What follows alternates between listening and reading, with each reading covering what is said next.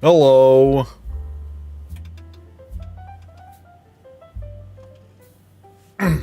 Hello. Who is here? Hello, Blue Lab. I should probably ping the Discord to let everyone know that I'm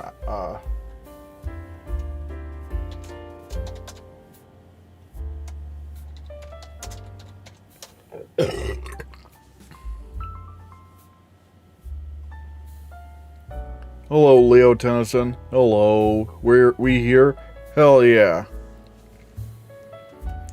Narnia moved to next year. Gerwig is cooked. I wouldn't say cooked. February, if it's still successful, then it could still get in. You know, look at Black Panther. You know, it depends. I'm still willing to say that that Narnia is going to be like a really big success. And not only that, I mean, the fact that it's been given an exclusive IMAX release in theaters, like the biggest Netflix release ever, it's like, it has a strange release date, but this is still probably like the best news you could have for Narnia. It just sucks that we have to wait another year to predict it.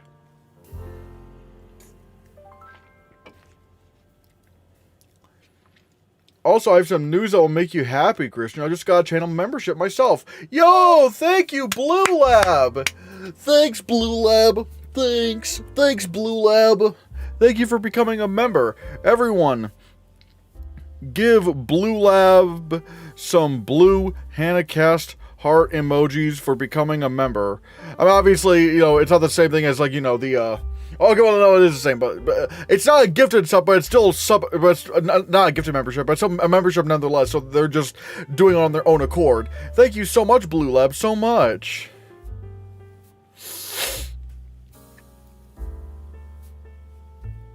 Man, I guess we have a lot to talk about tonight, because we got the new Oscar rules to discuss. There's new Oscar rules that have come out. And we also have Greta Gerwig's Narnia that has been delayed to February, meaning that it will not be competing for this year's Oscars.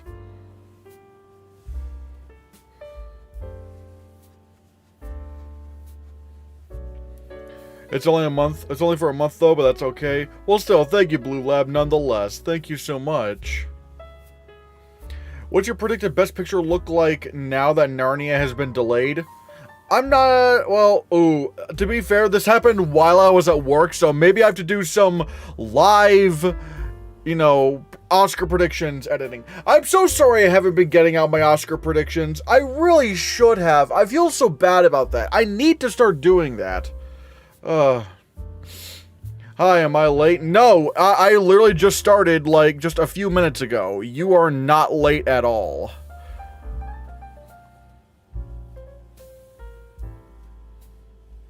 Everything in here in the thumbnail is surprising to me. Oh, yeah, like I said, we're going to go through some of that. Now, let me just make sure.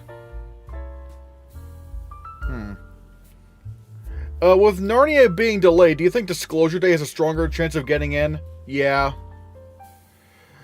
I didn't have Narnia in Best Picture for me, but I had it in Screenplay and some text. I think you should have had it in Best Picture, to be honest, because it's like, it's Greta Gerwig. Like, because my logic has always been this. If Greta Gerwig can get a Barbie movie nominated for Best Picture, then, you know, why not a reboot of classic fantasy literature? Like, Barbie seems like, on paper, Barbie seems like that's the more unlikely film to get nominated, you know what I mean? I would be worried too much for Narnia. Yeah, we had a film most. Okay, so, I guess you mean you wouldn't be worried. I wouldn't be worried too much for Narnia yet. We had a film almost win Best Picture that was released back in April. And one could get nominated in March. Wouldn't. Alright.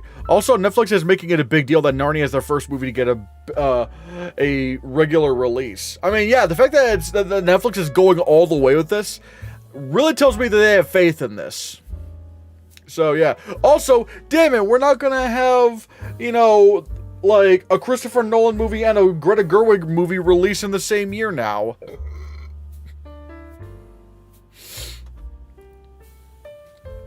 But yeah. Actually, I'm going to put up to a poll whether we should talk about Oscar rules first or Greta Gerwig, or you know, or Greta Gerwig's Narnia getting delayed.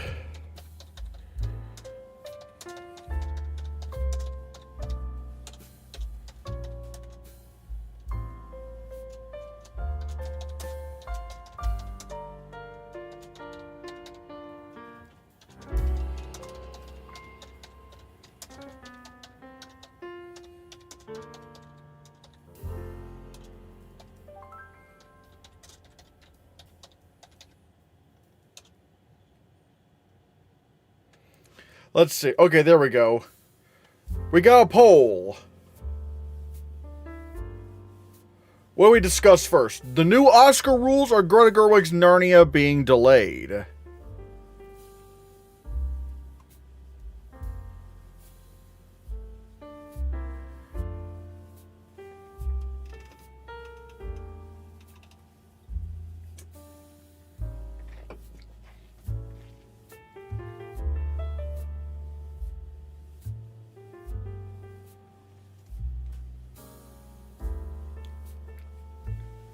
So far, with 5 votes in, Greta Gerwig's Narnia getting delayed is leading with 80% and new Oscar rules 20%.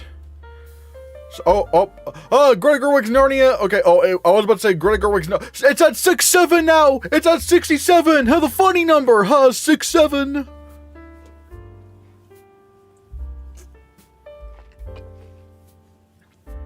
Again, what do you think we should discuss first? The new Oscar rules, or Greta Gerwig's Narnia getting delayed, and we also sort of update some Oscar predictions. Like I pull up Award Expert and we kind of just take out Narnia in every single category and figure out what to put in there next. I hate this meme, it's cringe. 6-7.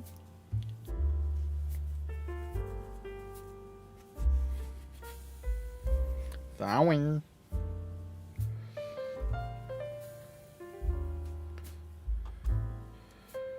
So far, there's 7 votes.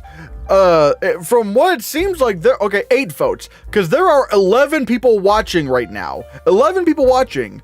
Now 12 people are watching. And we have 9 votes. We need 3 more people. Like, who's not voting? Who is not voting? This is democracy.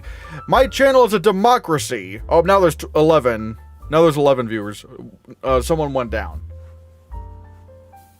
Now there's 12 again. Make your voice heard. Make your voice heard.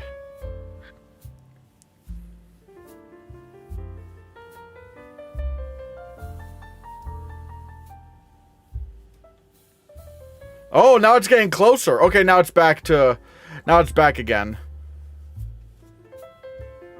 How's your channel a democracy? I mean, look, we're holding a vote. We're holding a vote to what we talk about first. That's democracy. MTV Europe deepfakes. Oscar! Ah! By the way, if you guys haven't already, click the like button for this stream to help the algorithm. Thank you very much.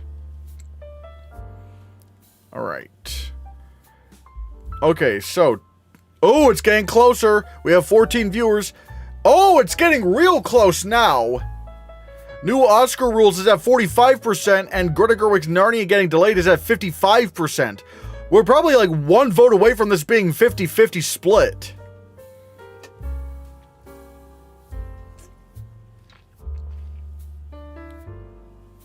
Well, one of the blockbusters is out. Yeah, it is Luann Gabriel. It really is.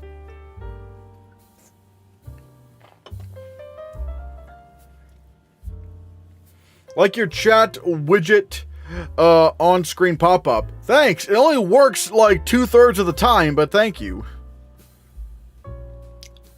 The Hannahcast movie gets 1373737 noms at the Oscars. That's a specific number. I hope that's not a random code. I hope not. Okay. So it looks like from 12 votes, it looks like people want me to talk about Greta Gerwig's Narnia getting delayed first. So we'll do that. So, we shall do that. We shall talk about Greta Gerwig's Narnia getting delayed.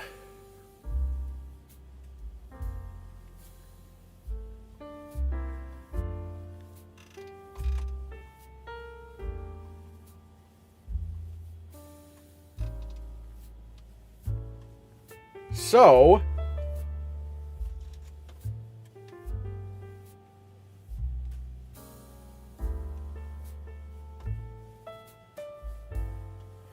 let's take a look at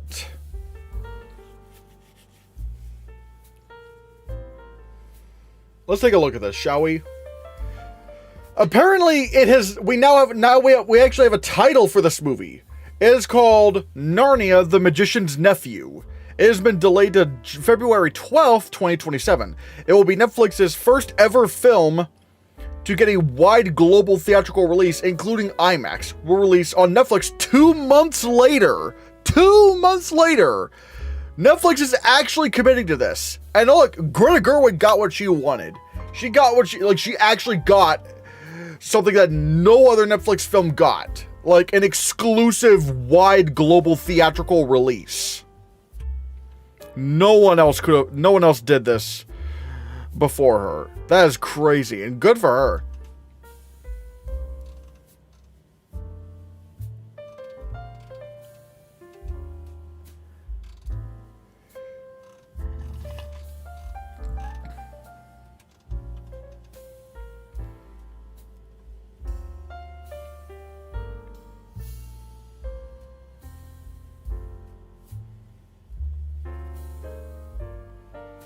But yeah, that's crazy that this actually happened. Let's take a look. Netflix theatrical release. Yes, actual full theatrical release before going on to Netflix. This is actually happening. And Greta Gerwig did what no other director on Netflix could do. That is awesome.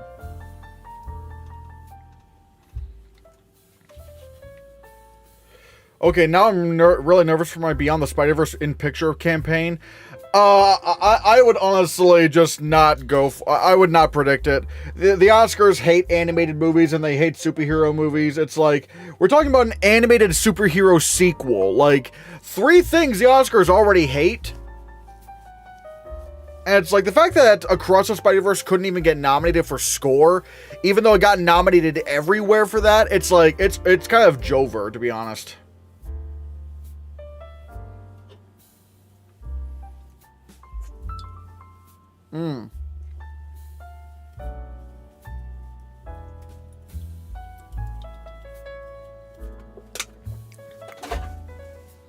But yeah. And also, to be fair, I've never actually read The Magician's Nephew, so I don't really know, I don't really know what happens in The Magician's Nephew. So, like, I can't really say.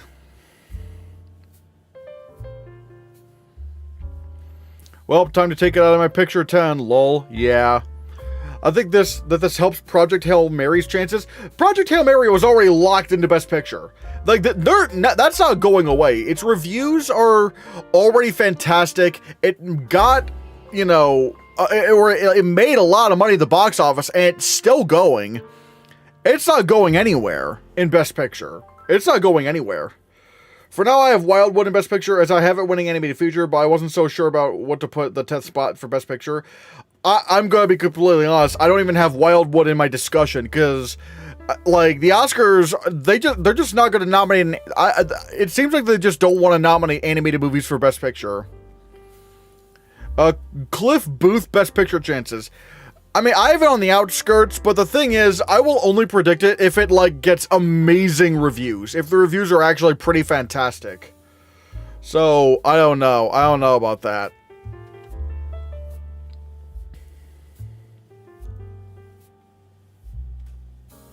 I still have yet to see the movie, and I want to see it though. Believe me, I really want to see.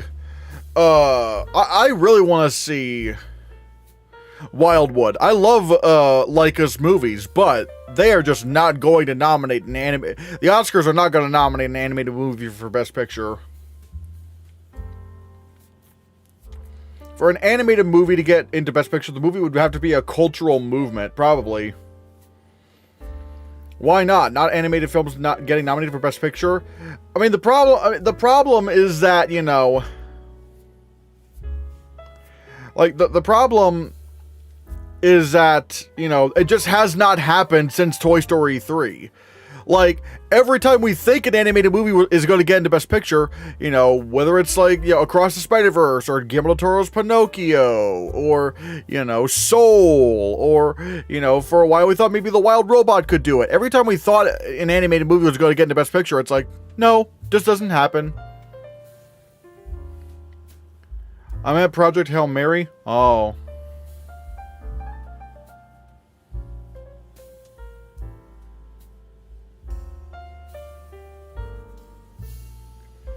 Well, I guess I could probably show you guys, like, what...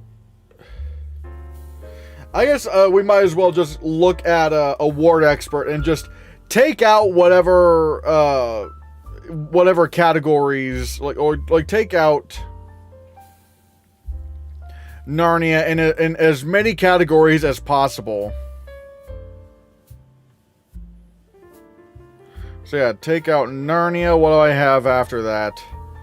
All of a sudden, I don't know. Honestly, I might actually put in Cry to Heaven. Fuck it, I might put in Cry to Heaven. Yeah.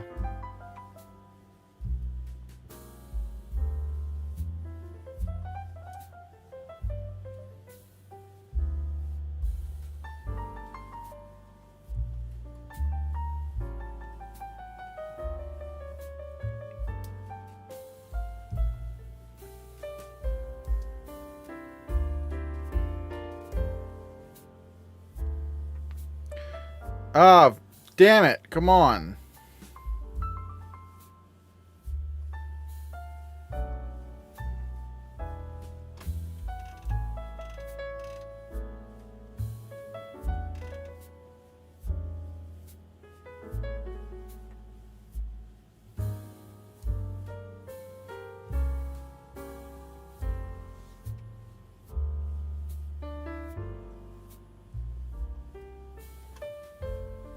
What do you use to display the Award Expert app?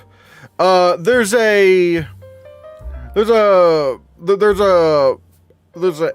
computer, like, there's a Windows app called BlueStacks App Player, and it basically works as like a phone emulator. So I could just install Google Play. I could just use Google Play on that and put up Award Expert.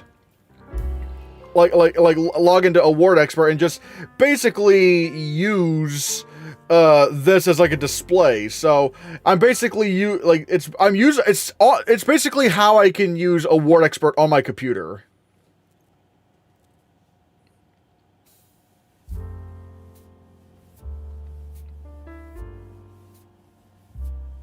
Let's see. Director. I already did not have Greta Gerwig in there, but now I definitely can't have Greta Gerwig in there. But now, Tom Ford really gets bumped up because there could be a chance he gets nominated for director for this.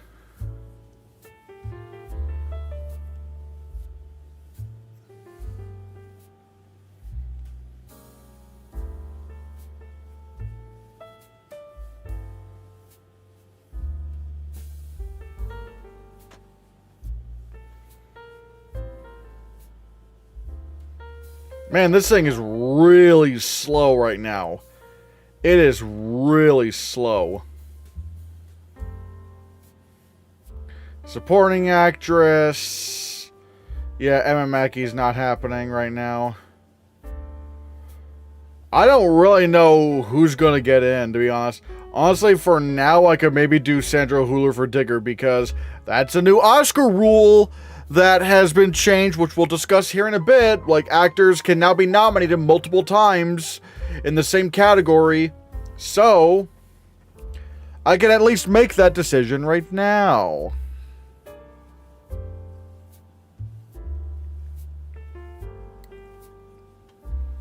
Supporting actor. I have to take Daniel Craig out. Yeah.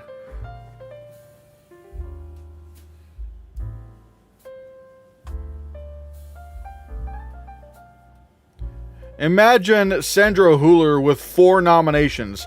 That would be crazy. That would be really cool. I love that.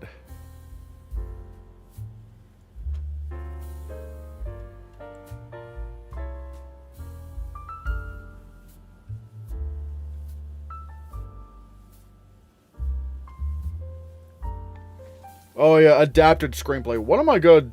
Okay, I guess like Cry to Heaven could.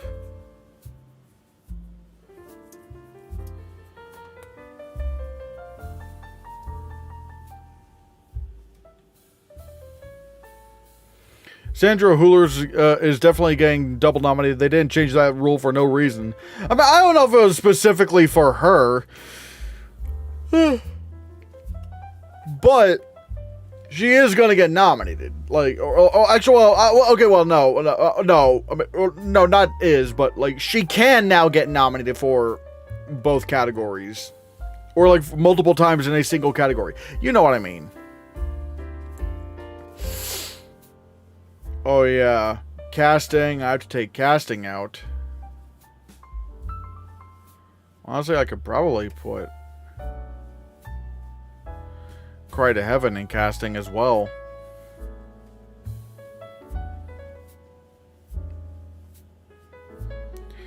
Besides Scarlett Johansson in 2019, was there ever another actor who got 2 nominations in the same year?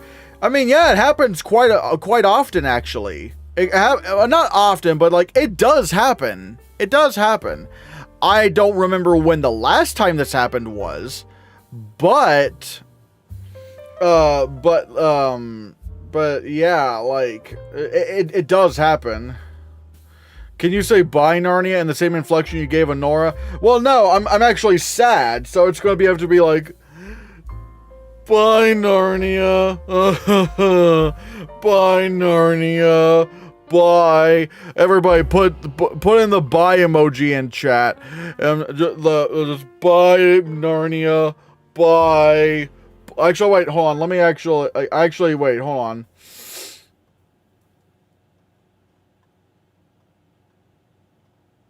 Oh, wait, let me,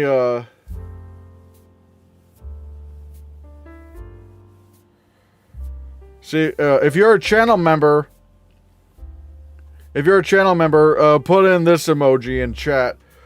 Bye, Narnia. Bye. Bye, Narnia. Bye. Why are you sad? Just curious. Because I want Narnia to come out this year. It's not Bye, Narnia. It's See You Later, Narnia. Because it could be a contender for the 2028 Oscars. Also, actually, wait, I just realized Narnia is going to be eligible for Best Stunts. Because if it's releasing in 2027, that means Narnia is going to be eligible for the Best Stunt Design category.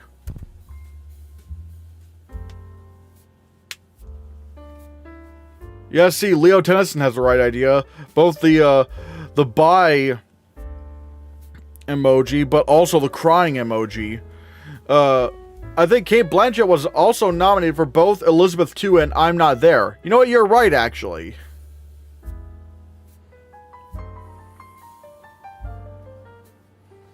That's true. That's one extra nomination it could get. Yeah. I'm Not There was supporting. I mean, yeah. We're just talking about, like, just generally 2 nominations in the same year. I mean, because yeah, like we know we're not talking about, you know, the same category because that was not allowed back then, but now it is. But yeah, let's see.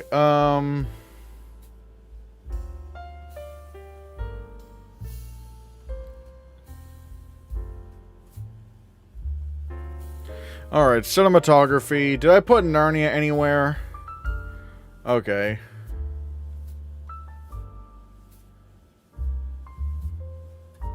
I'm I'm gonna keep an eye on Cry to Heaven, but I don't know.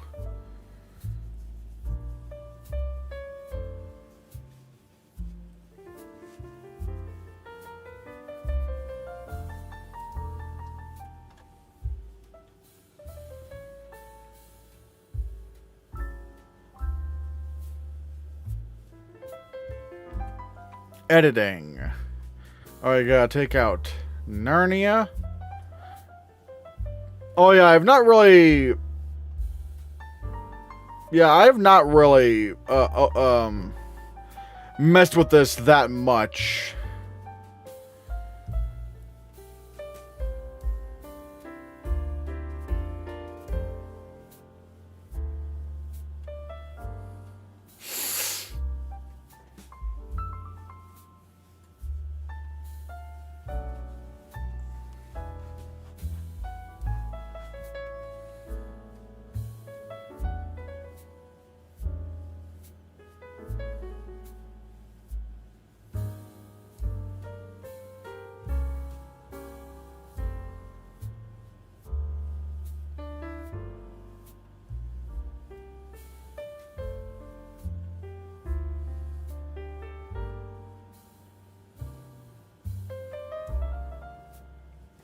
Honestly, maybe I could put Cry to Heaven in editing right now.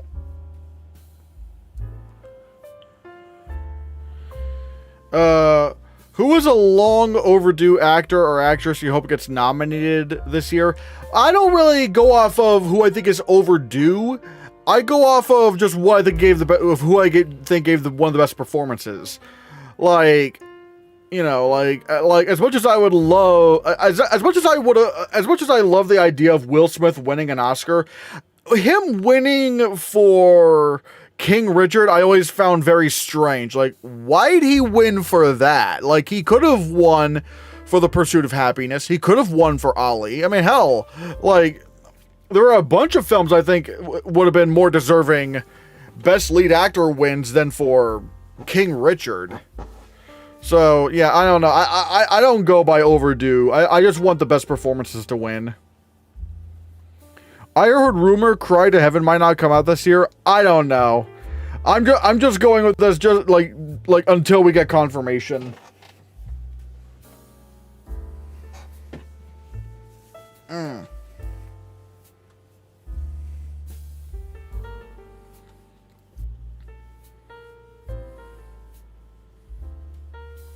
We all know the best picture frontrunner is Animal Farm. Absolutely, yeah, definitely. Production design. Narnia. I guess Cry to Heaven could get production design, but again, I'm not really sure if it's going to be like, you know, Michael. I'm not gonna do Michael. No.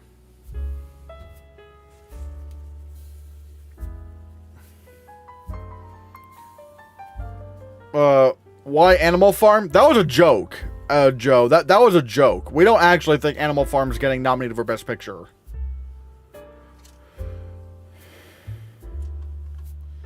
Oh yeah, costume design. That's gonna also go away.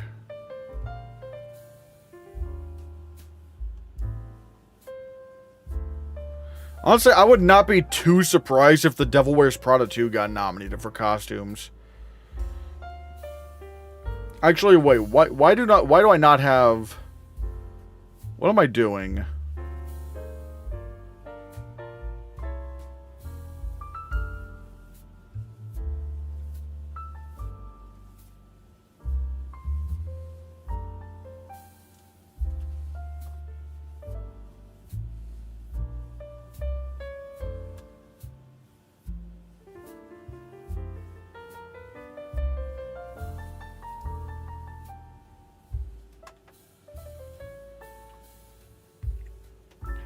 Do you think Animal Farm is going to get Razzie Awards in the next year? Oh, next year? I have no idea, to be honest. Like, I genuinely have no idea if it's going to be considered that bad or if it's just going to be kind of forgotten about. I have no idea.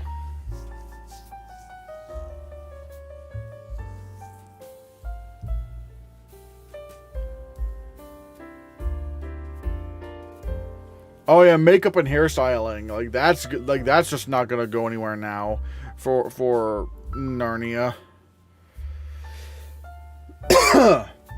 I'm not gonna go for the Odyssey because I genuinely don't know what makeup could be in that movie.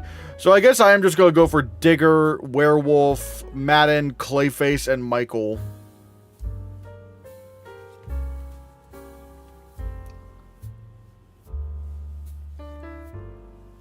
I'm so excited for Clayface.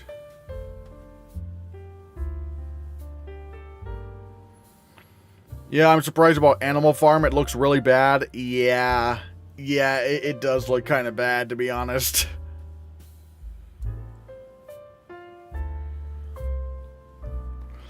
Oh, fuck. Visual effects. What am I going to do about that? Oh, my God.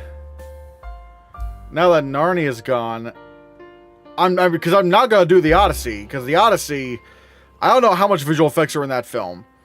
And with Godzilla -0, it's like I think Godzilla -1 was like number 5 for the visual effects slot. So, like, eh.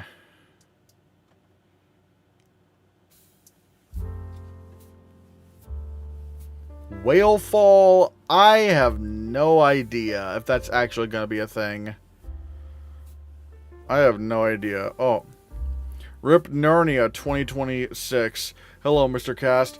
Hi, ZJ13 Goat. You know what doesn't look bad? Oscar Expert's new Porsche. Oh god. Oh yeah. In case anyone doesn't know, the Oscar Expert Cole's Twitter got hacked. So I'm really all best wishes to him. I hope he gets it back. But man, don't say oh fuck visual effects. No, don't no, Stefan Soretti. No, I didn't mean it like that. I meant it in a way where it's like. Yeah, because I know Narnia is gonna have amazing visual effects, but now it's gone, and I'm like, damn it! Like, now I just have to figure. Oh man, I know you didn't. I'm just teasing you. But yeah, now I don't know. Now I just don't know what to do. I'm gonna put Whalefall a bit up there, but I don't know if it's gonna get a nomination. To be honest. I want to do Supergirl, but Superman couldn't even get a nomination. And again, keep in mind, just because I'm not predicting something doesn't mean whatever I predict does not necessarily mean that's what I want to happen. So if I don't have something in there and you guys want me to have something in there, wait, what? What happened?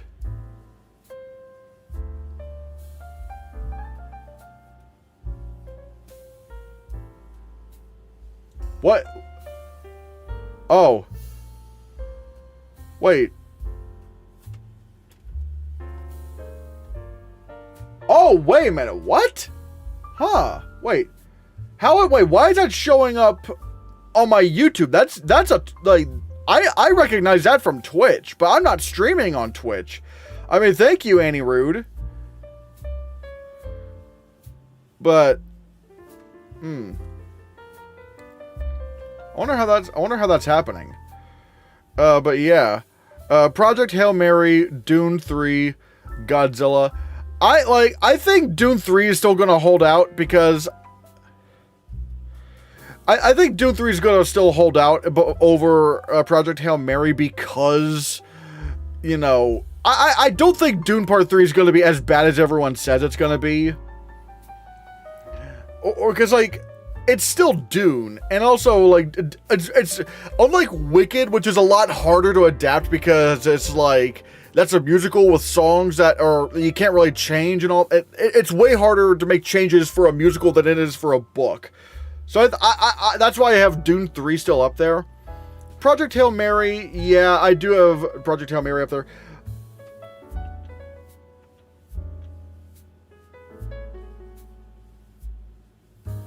Wait. What happened to Award Expert?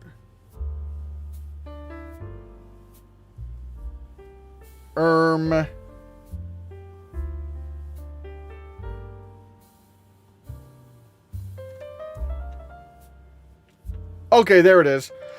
The reason why I don't have why I don't have Godzilla in right now is because I really do feel like I feel like because Godzilla, like, my theory is that Godzilla -1 was probably number 5 for the for the nominations.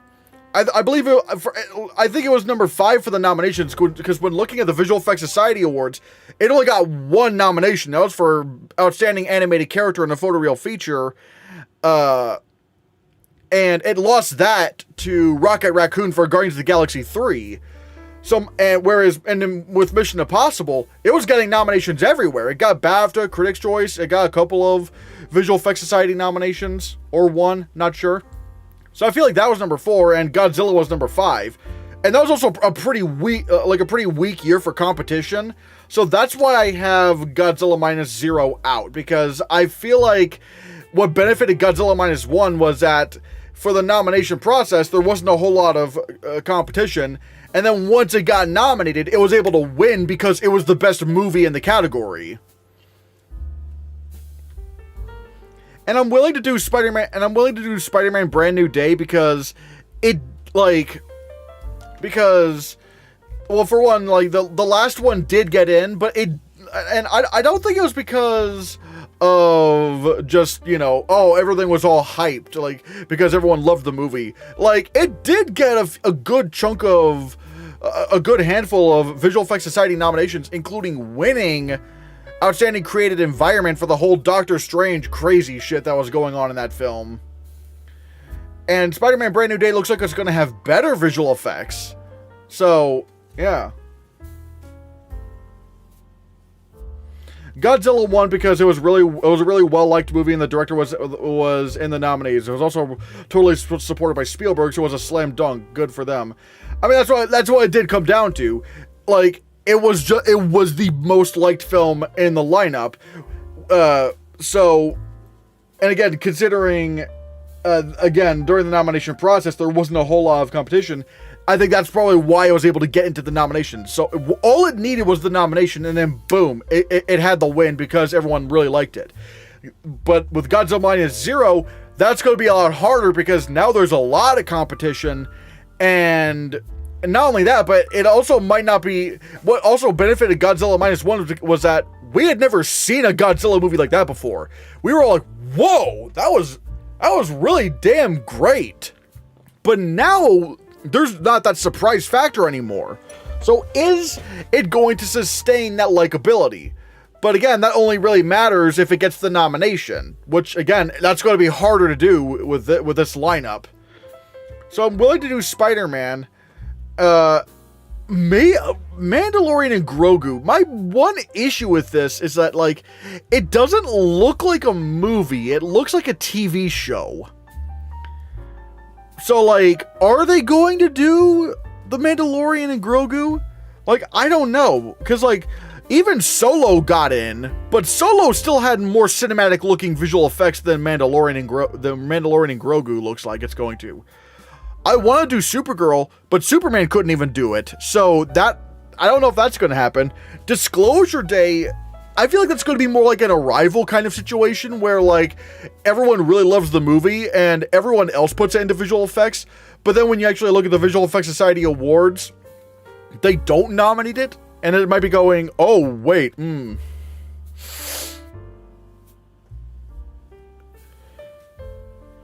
I don't think Godzilla could win again with the other ones we have this year. Yeah, unless everything just disappears, and again, we get another kind of situation like that. I just don't know if Godzilla does it again. I just don't know. Now, granted, with Narnia out, it's easier for Godzilla, but again, I just don't know if that's going to happen. And with the Odyssey, I still feel like it might end up being too practical, or like so practical to a fault. Because I remember when people were telling me, "Oh, well, Oppenheimer's going to get nominated for visual," or no, Oppenheimer's going to win visual effects now that Dune's out. But I was like, is it though? Is Oppenheimer going to win? Because the last time, because from what I understand, because I was looking at visual effects Twitter. And I was actively seeing visual effects artists make fun of the explosion in Oppenheimer. they were actively, like, the visual effects artists were actually making fun of how like small and poofy the little nuke looked in Oppenheimer, that it didn't look like a real nuke, which, I mean, yeah, that's true. It did not look like a real nuke at all. That was my main issue with that sequence. And people kept telling me, oh, they're not gonna care. And then, surely enough, it didn't even end up in the top 20. So it's like, I think Odyssey's gonna have a better shot, because I don't know how you do a Greek epic like this without some CGI. But that's what it's going to come down to. How much CGI is in this movie? Never underestimate the power of ILM and the branch. They might be able to get a nomination with The Mandalorian, but I doubt it. Odyssey has a lot more visual effects than Oppenheimer, I think, so it's likely. I think Oppenheimer nuke was not good, sorry. It wasn't. I mean, look, I love Oppenheimer. It is my favorite film of that year and one of my favorite films of the decade. But the Oppenheimer nuke did not look that great. It looked like a 30-foot gasoline explosion. Like, it did not look... You compare that to the actual footage of the Trinity test, it didn't really look like the nuke at all. Like, they could have either made it in CG or got the slow-mo guys to actually create pyrotechnics with actual explosives and not just gas, to actually create that shockwave and all that, and then maybe do some CGI to augment it or something. But you can't just use gasoline and just go, hey, it's a nuke. It doesn't look that way. Digger has a ton of visual effects, but he will never admit it. And I know who... I figured, because, like, Alejandro González Iñárritu's films usually do have a lot of visual effects. Like, Birdman won the supporting visual effects category that year. The Revenant was nominated for visual effects. And Bardo, I mean, to be honest, it had way more visual effects than I thought. I still really hope they didn't actually kill those axolotls. I'd be so pissed if they actually killed those axolotls in the film. Like, oh god, because that looked so real. And I'm like, that better not have been real. Those axolotls better have been CGI or puppet or like something that just, they better not have been real. I'd be so pissed if they were actually real and they actually just killed them on set. Oh, 100% agree with the nuke issue. It looked like a gas explosion in my backyard. I mean, yeah, true, definitely. Digger trailer is rated and should be released soon. Excited to see Tom Cruise in a fat suit. I'm really curious. I mean, well, we know it's going to get nominated for makeup. I mean, if there's any, like, the branch loves goofy fat people in makeup. So it's like, yeah, the makeup branch loves that. Which, hey, like, I love that. I love when the makeup branch does weird shit. Wildwood.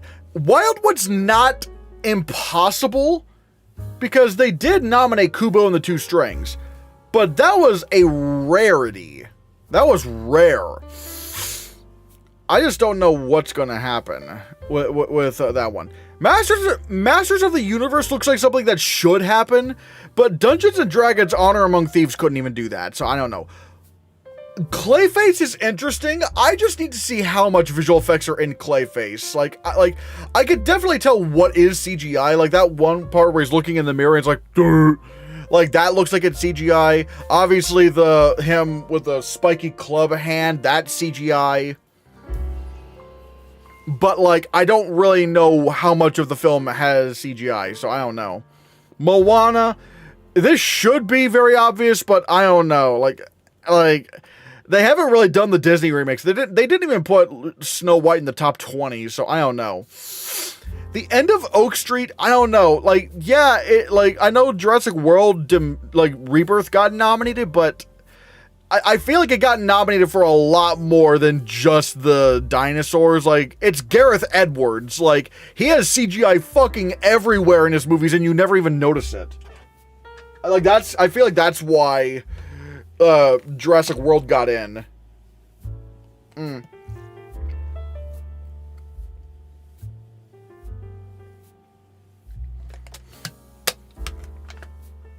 Jumanji open world, you know, I do think the first two Jumanjis got into the top 20, but they didn't really get in to the honestly, Digger, I'm gonna be completely real. Digger, I could probably put in the top 10, but I'm not gonna put it in the nominations quite yet. Oh. Clayface, I bet, will be very cool looking. Alright, good night, everyone. Have fun. Love the chill music. Bye, Stefan Soretti. Bye. Bye, Stefan Soretti. And in case you guys don't know, Stefan Soretti is like a really prolific visual effects artist. He's done a lot of really cool movies. Has been nominated for a few Oscars. The first Oscar nominee that has verifiably watched my videos. So hey, love seeing you here, man. I love seeing you pop up. Bye. Good night. Disclosure Day, I can't tell if it'll be in the Oscars catalog. I'm willing to go for it right now because it's Spielberg, so probably. We'll have to see. Resident Evil movie looks epic from the teaser. Oh yeah, Devil Wears Prada 2 released today. Oh yeah, I need to do a members video for Resident Evil because that shit looks awesome. I want to see that. So yeah. With Michael being out of Best Picture, I think Digger is locked to win makeup. Probably, I don't know about locked, because we'll have to see, but it's the good bet right now. I think Disclosure Day will get a score nom. I mean, yeah, it's John Williams. Like, they'll nominate him for literally anything. He's like Diane Warren right now. Let's see, sound. Yeah.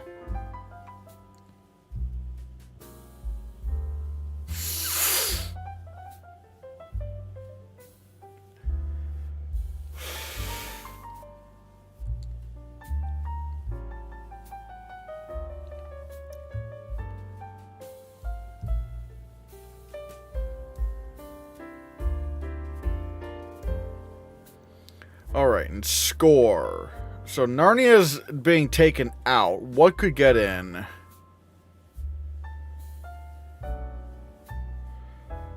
Maybe Digger? Maybe Digger?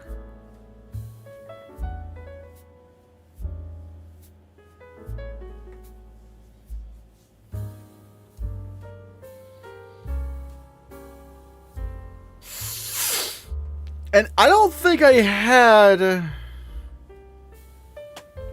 Narnia for like original song because I genuinely did not know if it had an original song or not.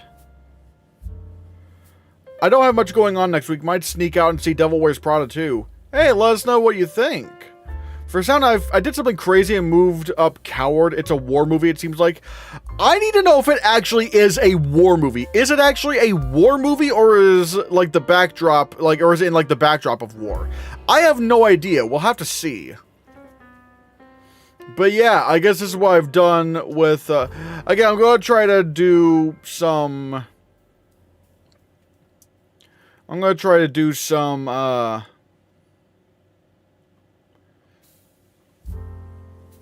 you know, I still need to make some of my videos, but yeah, it looks like, yeah. Behemoth and score is a lock for me. I got insight from multiple sources that have seen the film along with it having 7 composers. The film was apparently really impressive. If I'm not mistaken, aren't there rules against having multiple... Aren't there rules against multiple... what's the word I'm looking for? Against multiple composers in a single... Like multiple composers for a nomination if they're not an already established duo.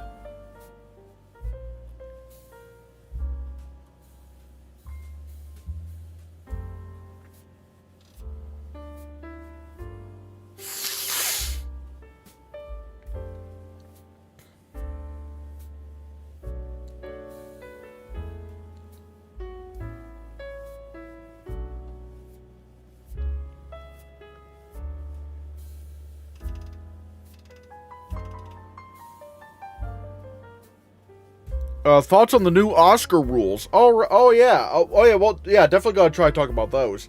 By the way, guys, can we hit 5 super chats and maybe 10 memberships today? Maybe. We'll see. I hope so. Please?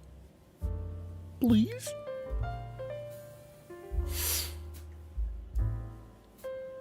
yeah, we'll talk about some of the new Oscar rules.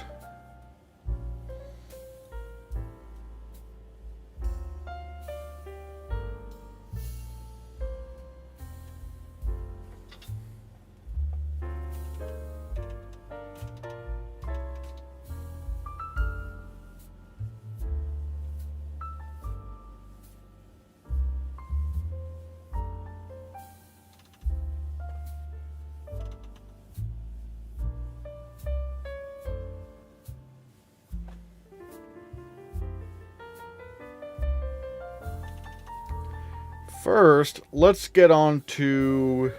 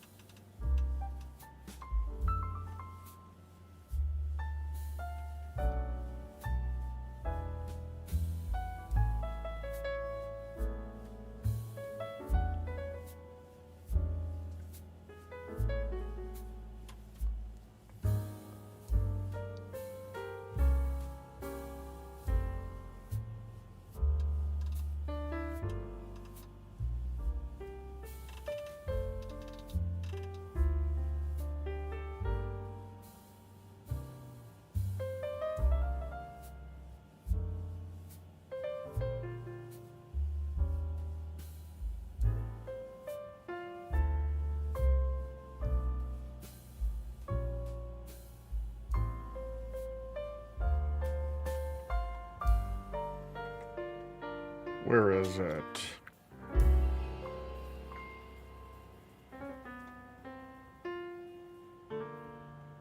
Where is it?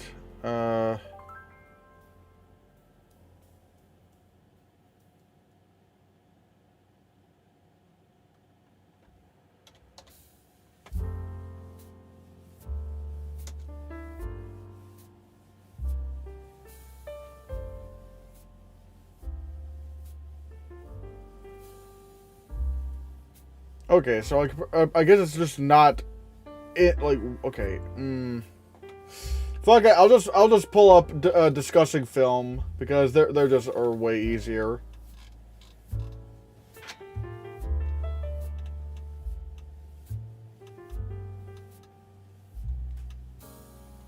All right, there we go.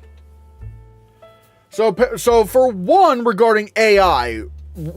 Big dub on the Academy's part. Big dub on the Academy's part. The Academy has banned AI from ever winning an Oscar. Only roles demonstrably performed by humans with their consent can be nominated for acting Oscars. And also, screenplays must be human-authored to qualify for a nomination. Thank God, because no one wants AI to be nominated for anything. Like, my God. Hooray, AI is banned. Like, I know some people are probably saying, you know, I mean, this shouldn't have to even be a discussion. Like, I mean, you know, that it's such an absurd thing it's such an absurd thing that, you know, why do we even, you know, it should be very obvious to have a rule for this, to ban AI. True, but at the same time, I feel like, you know, if you don't have this rule set in place, and you don't solidify the stance, then you're going to end up having people like trying to weave around it, like, oh, you didn't say we couldn't do this, because like I know from experience, especially with jobs and having shitty bosses, they will navigate every loophole possible to avoid doing something. So, like, is it spelled out like a toddler that you can't win an Oscar for doing AI and stuff? I mean, yeah, it is basically baby language, but when it comes to idiots, or people that like to screw other people over in general, you have to treat them like babies. So it's like, yeah. I hate the new AI rules. AI is better than humans. No, Hannahbot, no! That's not true. I really need to make a Hannahbot, emoji. The Academy needs to have a rule for 70 to 80 theatrical window. Maybe, but we'll have to see how everything goes from there.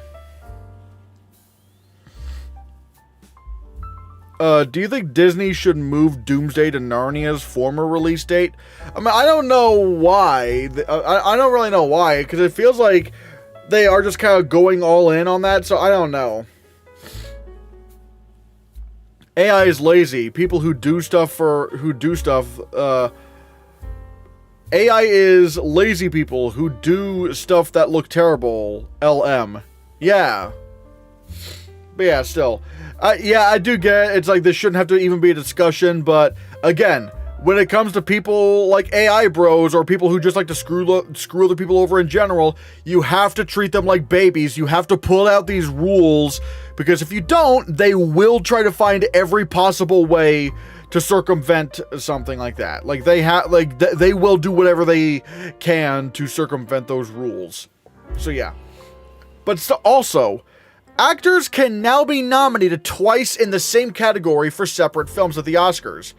Initially, you could not do this. Like, this was why Leonardo DiCaprio couldn't be nominated for Best Lead Actor for The Departed, despite, this is why he couldn't get nominated for that. Because, because he was in Blood Diamond the same year, and, because of the Academy's rules, it's like, well, what are we gonna do? And then for The Departed, what the Oscars what Warner Brothers opted to do was campaign DiCaprio in Best Supporting Actor for The Departed, which doesn't really make sense because he was the lead of that movie. But with this, DiCaprio, if this new rule existed back then DiCaprio would have been nominated for both The Departed and Blood Diamond. So, yeah. I don't think we'll see a lot of these double noms, but it would be fun. It can happen. And again, Sandra Hüller this could happen, maybe. We'll have to see. Should have had this rule 2 years ago so Adrian Brody wouldn't have won with his AI Hungarian voice. I don't look, guys, okay. Here's the thing. I feel like people overblow this way too hard. Cause it's not what was the re-speecher thing used for in The Brutalist? And there's a rhetorical question, because I do know. It was used to basically change a couple of syllables for a couple of words in the very few scenes where Adrian Brody was speaking Hungarian, because he does not. I think it's two. It was one or two scenes in the entire film, and even then, it was for one or two syllables. So people are acting like, oh, his entire performance was assisted by AI, when it really wasn't. It really wasn't. Because we're talking about a nearly 3.5 hour long film, and it was and the re-speecher thing was only used for a couple of syllables for a couple of words in the entire film. It was it was not even a fraction of a percentage of the runtime of the film. How little there was of it. I do agree, AI should not be given Oscars. But this is not really a scenario where AI was winning an Oscar. It really wasn't. People overblew the whole Adrian Brody thing way more. Hell, people gave more shit to Adrian Brody for The Brutalist than they did for Val Kilmer in this new movie.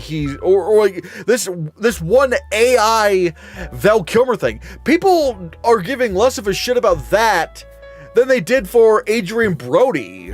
Like, that's just insane. Hannahcast, my goat, why are you live so late?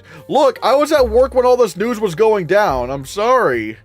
Alright, I've gotta head to sleep. Bye, Christian, bye. I'm always watching. Oh. Oh. I'm so glad that AI is banned from the Oscars. This gives me more hope for the future of this industry. I'm glad too. I'm really glad. For once, the Academy's making some good decisions. What is it? Okay. So, there's some other things as well. Let's look at the visual effects branch. I love this. Oh, hold on.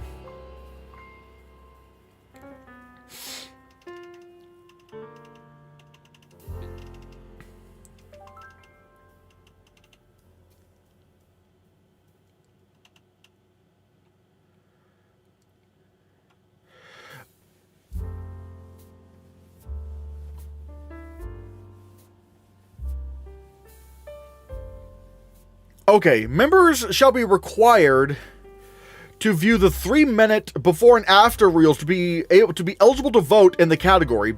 Basically, now, like, when it comes, like, I don't know, again, it's probably still gonna be voted based on favorites for the winners at least, but for voting for the winners,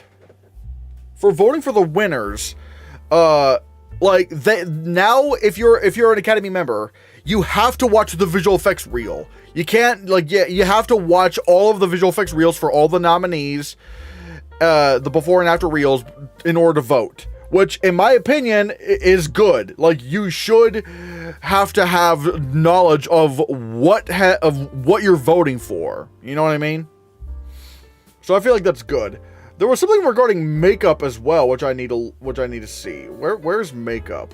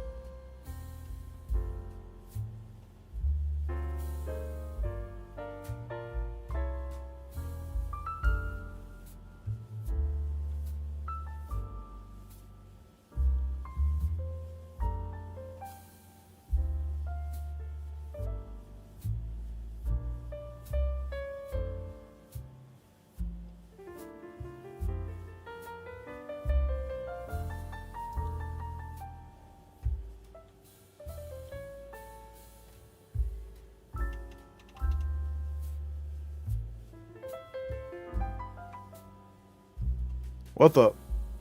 Oh, thank you, Annie Rude, for the 2 jewels.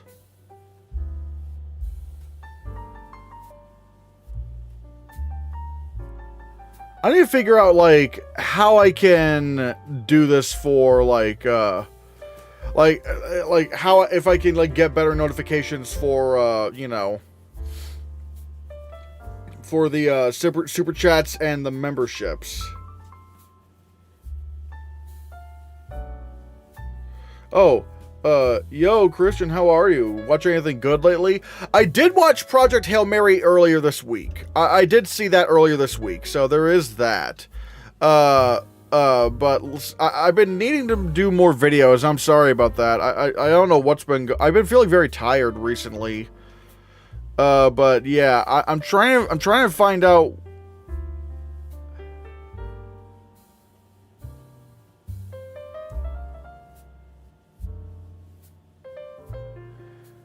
I don't know. But yeah, but basically there's some, there is a little bit of confusion for the international feature category, it seems. There is some confusion for the international feature award because, okay, well, for one, let's look at the eligibility, because this is actually very good. To be eligible for awards consideration for the 99th awards year, an international feature film must fulfill one of the following criteria. The film must be the official selection by a country or region via the country or region's Academy approved selection committee, or the film must have won a qualifying award at an international film festival, as specified in the International Feature Film Award Qualifying Festival list. The International Feature Film Award Qualifying Festival list is eligible at Oscars.org or may be obtained from the Academy. For example, last year, it was just an accident, would not have needed to be submitted by France in order to be nominated for Best International Feature, because it won the Palme d'Or at the Cannes Film Festival. So it would have been eligible that way. Yeah. And so then that would mean France could select Nouvelle Vague to have gotten, to be their submission for Best International Feature Film. And then a few years ago, look at Anatomy of a Fall. Anatomy of a Fall could have been a French film. Would have been French? Yeah, French. It would have been, that could have been nominated for International Feature Film.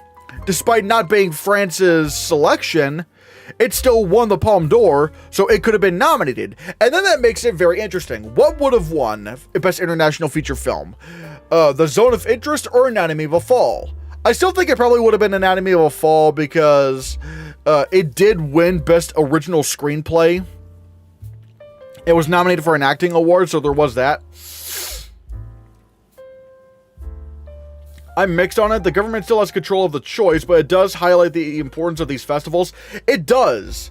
It's still a good step, because again, now this means, movies from Iran or Iran have a better chance of being nominated for Oscars, or really countries in general where they're not really happy with the film itself. So that's good. All We Imagine Is Light could have been a nominee. Cannes runner-up. I think it has to have won the, I think it would have. Wait, let's look at the Oscars.org website.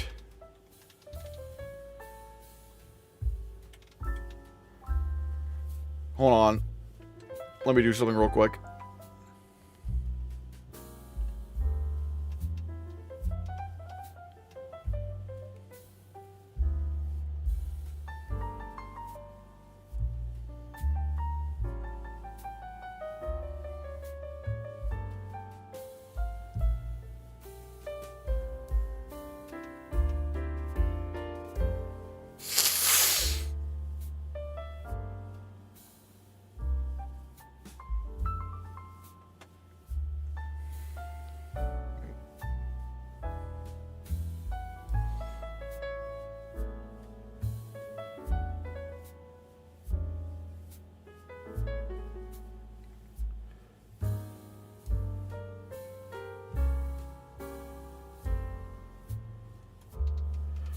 Okay, so it's not really telling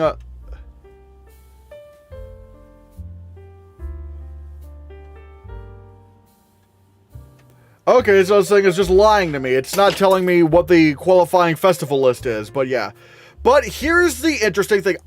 Some articles have been saying that the director is now the winner of the category. It's no longer the country. I don't know if that's actually the case, though. I don't know if that's actually the case, because let's look at this here.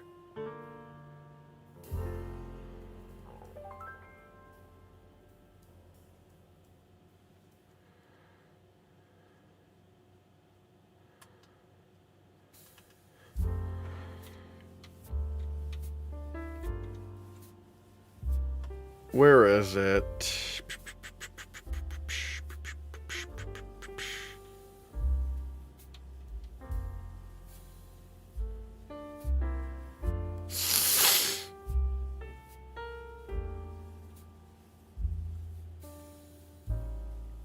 Okay, yeah. The Academy's statuette will be awarded to the film and accepted by the director on behalf of the film's creative talents. Oh, yeah. For Academy Awards purposes, the film will be credited as the nominee and accepted by the director on behalf of the film's creative talents. The director's name will be listed on the statuette plaque after the film title and a country or region if applicable. So now this means that the country no longer wins the Oscar. But some people have taken that to say that it is now the director that wins the Oscar. That is now the nominee and the winner. That is not the case. It's basically kind of similar to how it was before. The director's name is on the statuette, but they are not an official Oscar winner and not an official Oscar nominee. So I feel like this is something that a lot of publications have gotten confused over. Which, again, this is still something that they need to change. Because it really should be the winner, the Oscar winner should be, the director and or producers. Honestly, I think it should be the director and a couple of producers, like how they do for animated feature and documentary feature. I feel like they need to be the actual nominees and winners for the International Feature Oscar. I don't get why that's so hard to do. Why can't Oscar statuette, why can't the actual people involved be the actual recipients of the award?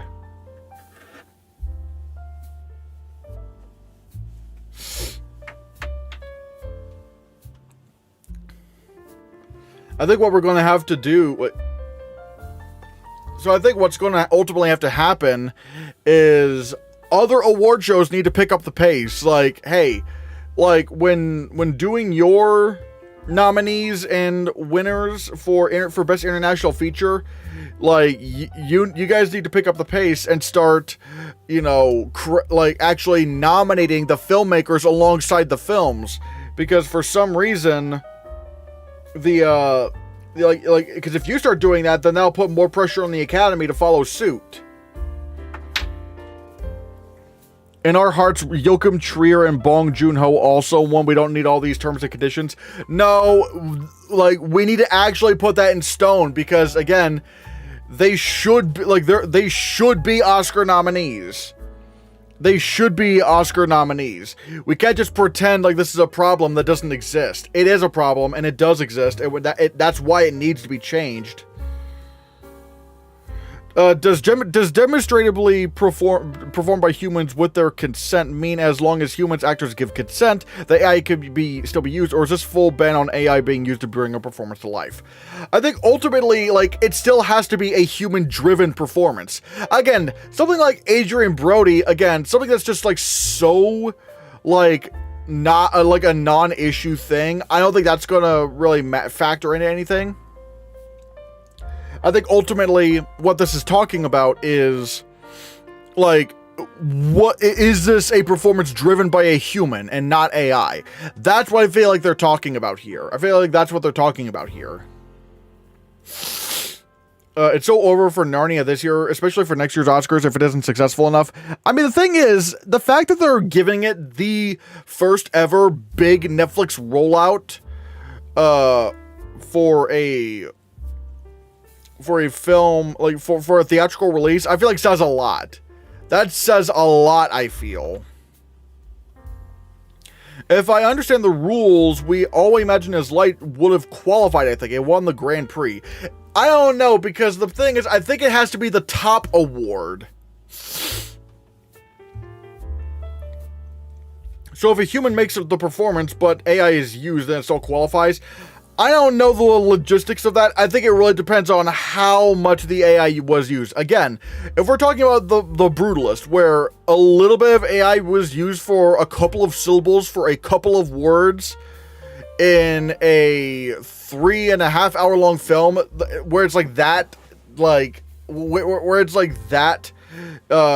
much of a nothing burger, I don't think that's going to factor in. But obviously, if it's if there's a ton of AI being used, then I think it's not going to qualify. Again, I think it has to. It really depends on what's going on there. I think you have to look at it case by case. basis.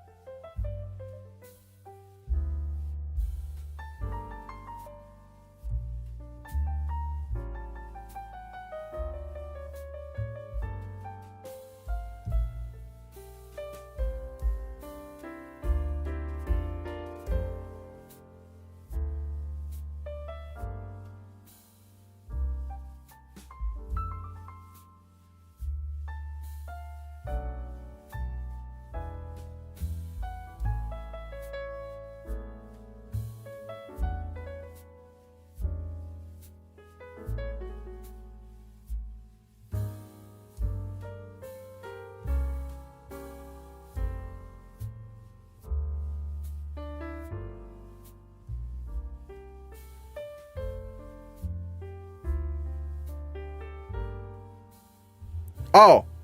Do you think a movie will take Narnia's IMAX slot? Could Netflix move Cliff Booth to Thanksgiving? I'm not sure. It would be interesting if, like, Avengers Doomsday... If Avengers Doomsday was,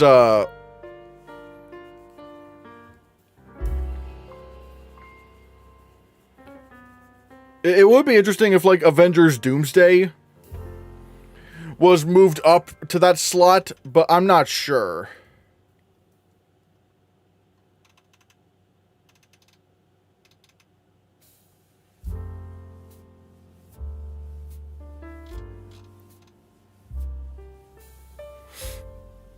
But yeah. I don't know. It would be kind of funny. It would be kind of funny if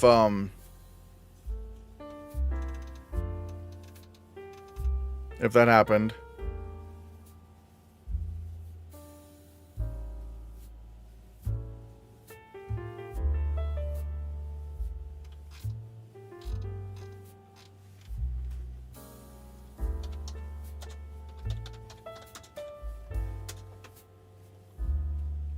I think Narnia had IMAX for 2 weeks, so it's up for grabs now. I'm wondering, do we think there's a possibility that, like, that, actually, wait, when is, I do kind of wonder if Doomsday could move up. I wonder.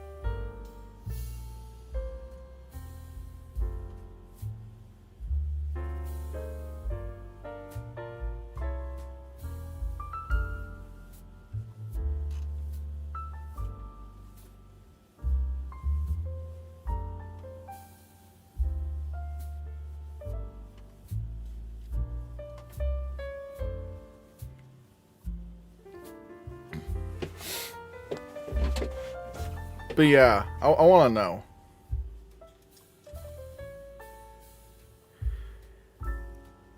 I'm not gonna lie, it's a little bit dead right now. Like,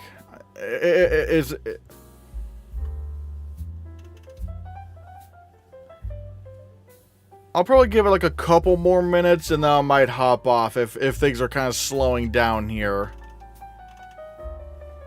I was kind of hoping we get some memberships and maybe super chats. Sad.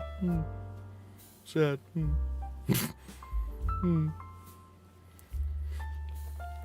Disney has Hexed coming out on Thanksgiving. Will they cannibalize it and put Doomsday with it?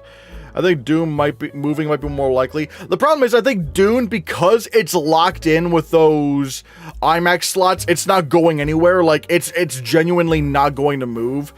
I feel like if anyone's going to move, it might actually have to be Disney, to be honest.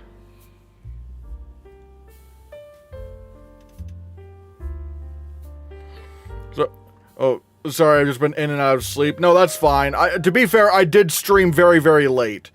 So I'm kind of not really surprised that I haven't really been getting a lot of memberships today.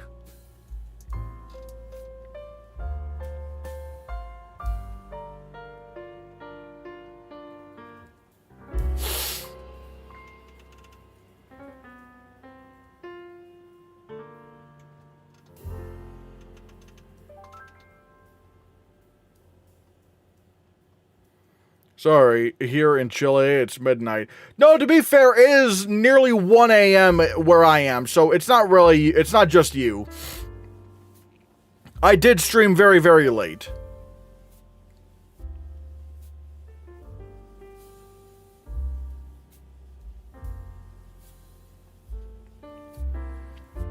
But if Dune gets a hold of the IMAX, wouldn't that justify, and they wouldn't have to go against Doomsday? But no, that's what I'm saying. Like, Dune has its IMAX release. Doomsday does not. Like, since Dune has the IMAX stuff, it's not really going anywhere. Like, it's locked in for IMAX. Are you gonna hit it big with crypto and get a new Porsche? Absolutely not. No. What is one Oscar smaller film you were looking forward to? Like a smaller Oscar kind of film? I'm not sure. Depends on how you define small. Like, is Wild Horse 9 small? I'm not sure. It might be mid-budget, to be honest, but I'm looking forward to that. But in terms of indies, I don't know, because I can't really get too excited over indies because I don't know what to expect out of them, to be honest. I don't really know what to expect out of them, so just by definition, I can't get excited. I have to wait and see what happens.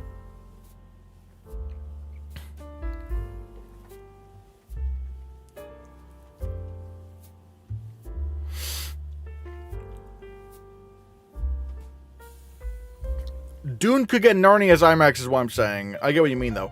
Oh, okay. But I don't think Dune needs Narnia's IMAX. It doesn't need its IMAX, because it's already got a pretty good IMAX release date right now.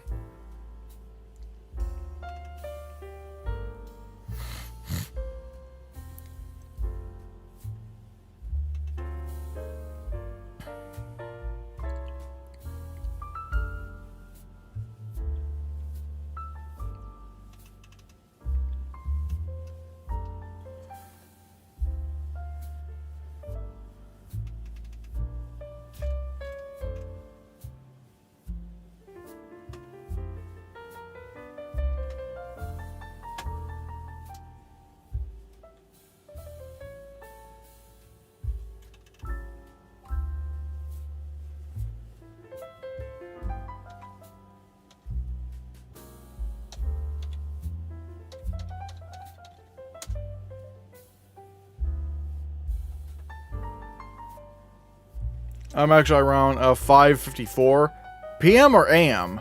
Either way, crazy.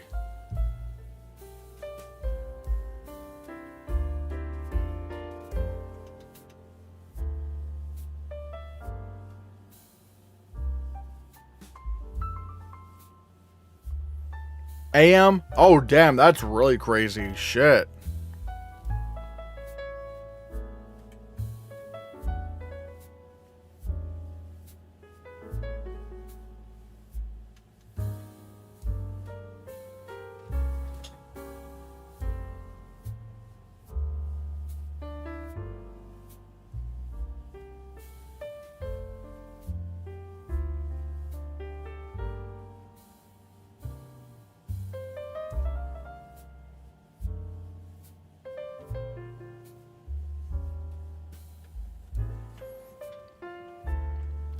Do you think December 18th is too late for an awards campaign for Dune? Seems films are coming out that time of year hardly ever have a chance of winning much these days, especially winning Best Picture. I think it's still, I don't know. I think it's going to be very good for Dune. Because I think it's going to be very good for Dune. Because it's going to be fresh on people's minds. It's going to be fresh on people's minds. And it's going to be like, oh yeah, Dune. As long as it's really well received. That's the thing. As long as it's really well received and people love it, there shouldn't be an issue. There really should not be an issue for that. So, yeah, hopefully. Yeah.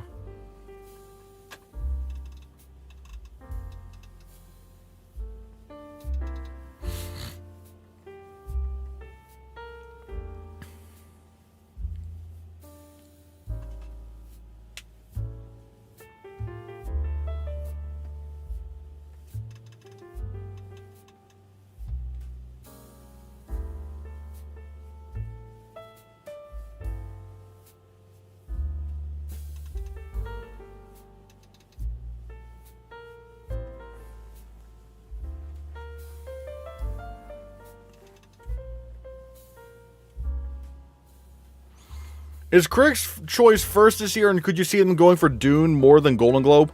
Maybe. I think Critics' Choice is first again. I think they're first again, maybe. But they might go for Dune more than Golden Globe.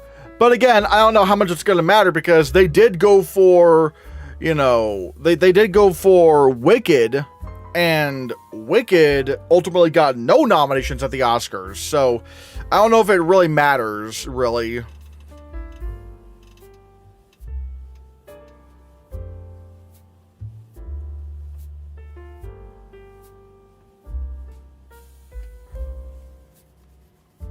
What performances are you looking forward to this year? I'm like, let's see.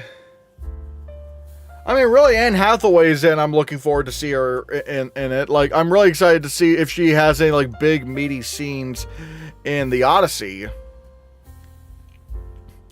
But again, it's kind of hard to say because it's like, I don't know what to... Again, it's one of those things where it's like, I don't really know what to expect. So I can't really say exactly what performances I'm looking forward to seeing.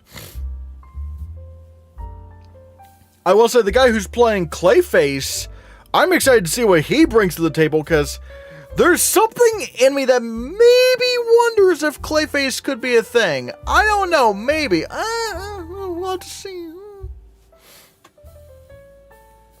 I'm looking forward to Mikey Madison and Renate Reinsva.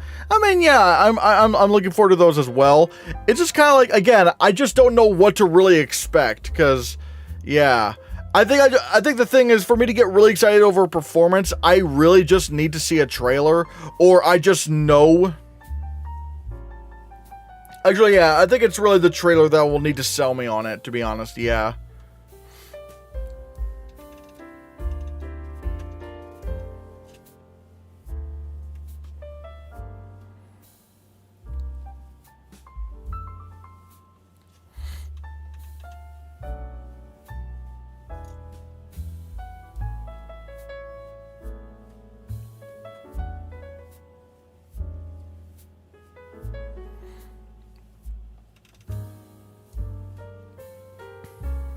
The hierarchy of the DC universe. Oh yeah, yes, exactly.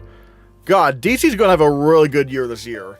Because they got Supergirl coming out. I'm really excited for Supergirl. They got Lanterns coming out. I'm excited for Lanterns. And then Clayface. I've been hearing a lot of people like IRL talking insane things about Clayface. Like, man, yeah, I saw that Clayface trailer. It looks way better than I thought a Clayface movie would look. And it's like, I'm really excited for this. If Clayface works, this is going to open up so many new doors for DC moving forward. So many doors for DC in the best way possible. Because we're going to see so much more like genre bending shit. I love that. I love that.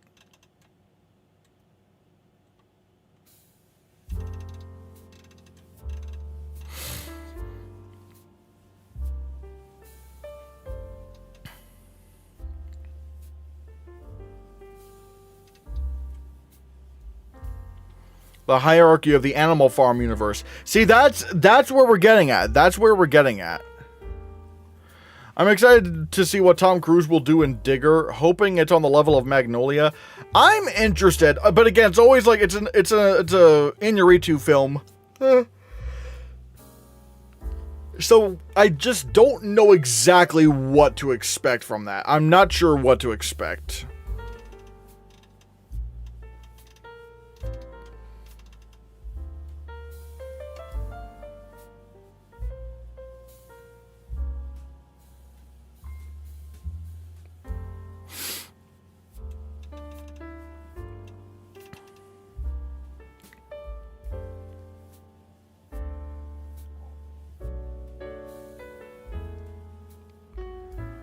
I love Birdman. I like Birdman. I don't love it. It's a little bit full of itself in a way that I'm not into.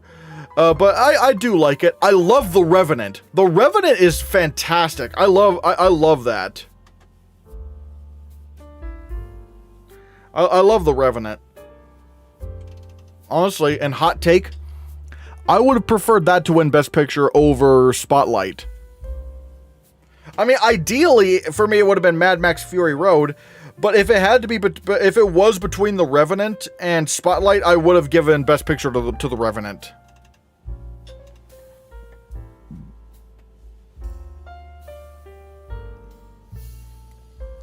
I'm so pumped for Obsession. Got my tickets. Into Navarrete is getting hype for her performance in it. Put it on your radar this month. 96% Rotten Tomatoes score. I've never heard of Obsession. Although, to be fair, I actually know I have. It's like a sort of like a thriller horror kind of deal. I don't know if that's actually going to happen at the Oscars, but it looks fun. Maybe. I don't think that's a hot take. I don't know. There's a lot of people that don't really care for The Revenant. It's weird. I don't know.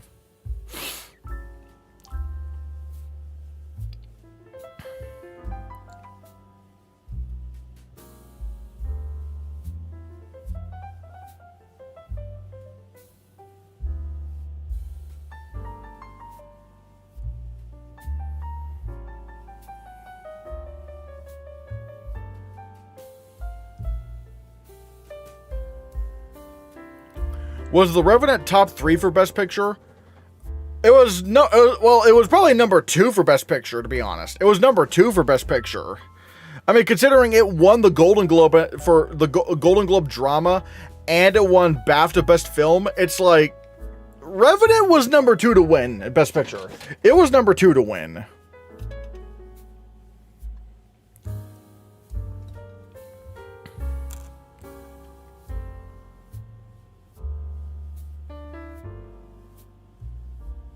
I'm with you on The Revenant. Ooh. I'm seeing Hokum on Tuesday. Ooh. Backrooms is a day one for me too. I want to see Backrooms. Backrooms looks cool. Because I do love the Backrooms, like, video series. And the fact that this kid actually got to make it into a movie with like a couple of Oscar nominated actors is insane. I'm really looking forward to Backrooms.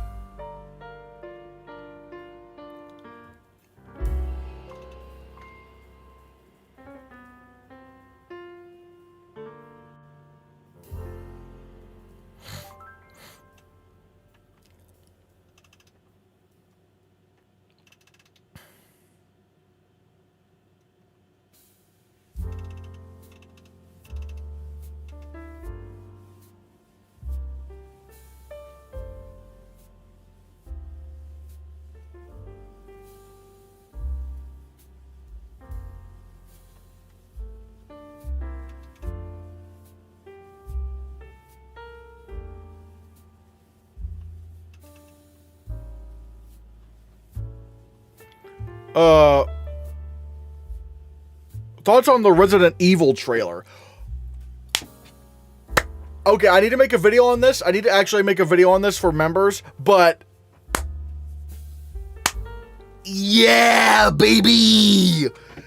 It actually, my God, a Resident Evil film that actually looks like fucking Resident Evil. I can't believe, like, I mean, look, I was excited for this movie ever since I saw Weapons.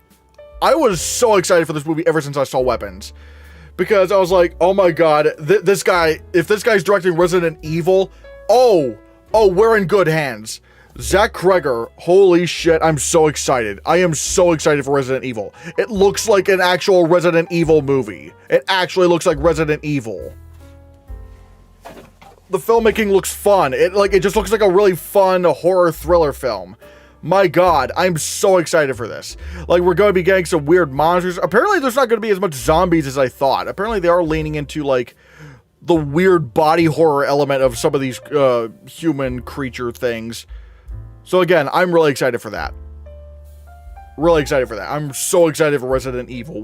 It is one of my most anticipated movies of the year. And, man, if this is even as close to being as good as Weapons, then, like, we will have had the best video game movie ever. I'm rewatching Weapons for the third time tomorrow. My family has never seen it. They're going to lose their minds. I wish I could go back and watch it for the first time again. Again, I really loved Weapons. Again, and that whole that certain scene where the kid's hiding and, you know, someone's getting at him trying to get at him from the door. I was like, that's Resident Evil. That's a Resident Evil shit. If he could do that and bring that into Resident Evil. Oh my god, the movie's gonna be peak. It will have been peak. I love this. I hope Markiplier could work for A24 or Neon soon. Maybe, but I think he said he's just not gonna do a movie for a while. Maybe. I know he has an idea for a movie, but I think he's right now trying to get like a little break in, because it took a long time to get Iron Lung out. But still, that is the box office success story of Iron Lung is crazy, considering there was no marketing for this movie, and yet it made $50 million. Resident Evil is said to be like Fury Road. I mean, hey, and plus the description of the film being, it just follows one guy from point A to point B, and there's no time skips. Like, you're just in it. Like, it's basically 1917, but with like actual cuts and edits and stuff. I'm excited for that. That sounds really cool. Like, you're just following this guy, like, throughout this entire journey. I'm excited. I'm excited.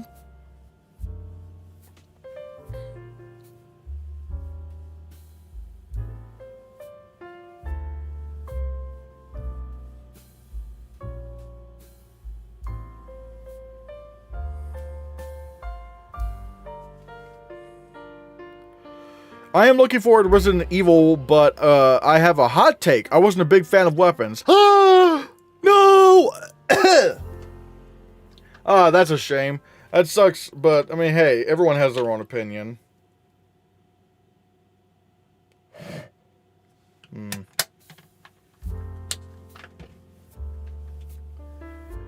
Are you looking forward to Insidious Out of the Further? Have you seen the others? I'm gonna be completely real. I've only seen the first Insidious. And it's like, there's so many of them, it's like, I don't know if I can even bother watching the others, especially considering a lot of them aren't very good from what I understand. So I'm probably not going to be seeing Insidious Out of the Further, or probably not looking forward to it. So,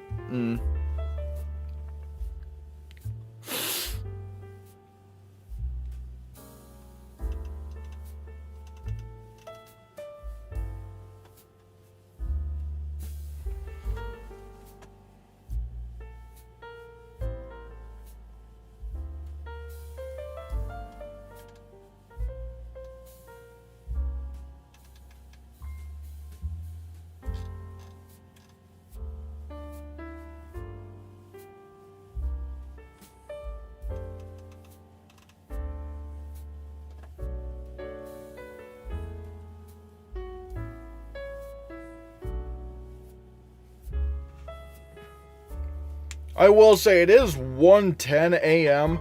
I might get ready to hop off. Does anyone have any final thoughts? Sadly, we didn't get any super chats or memberships, but that's okay. Although someone did, like, actually become a member themselves, so that's good.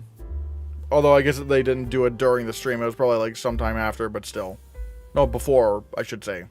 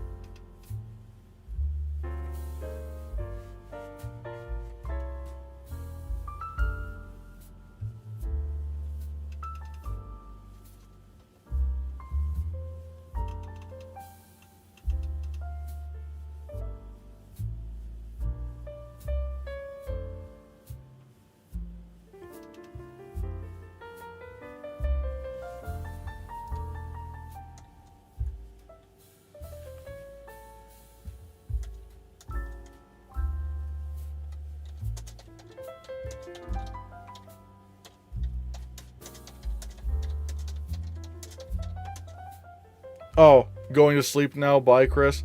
Alrighty.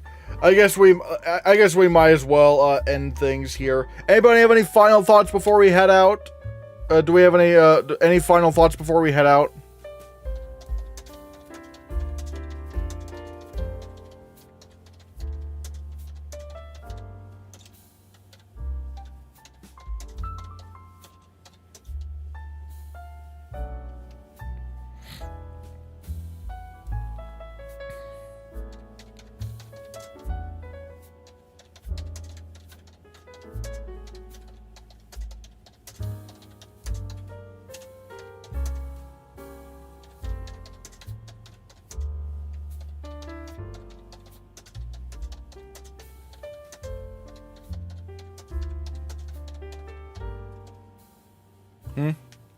Have a good night, Mr. Cast. Appreciate you, Christian. I'm gonna crash out, bro.